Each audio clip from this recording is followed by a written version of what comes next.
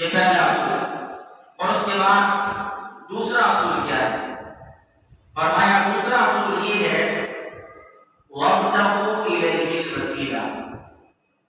وَابْتَغُوا إِلَيْهِ الْوَسِيلَةَ کہ اور اس کی طرف وسیلہ تلاش کرے.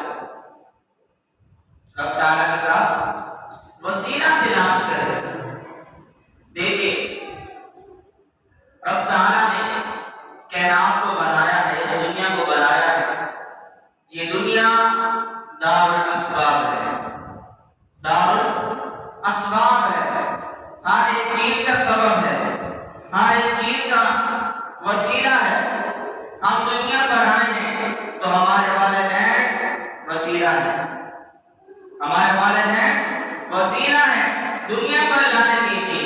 ہم نے تعلیم حاصل کی، تعلیم حاصل کر رہے ہیں تو استاد کے وسیلے سے.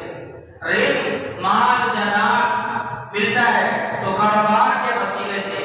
اسی طرح بیمار ہو گئے تو شفا ملی حکیم طبیب ڈاکٹر کے وسیلے سے.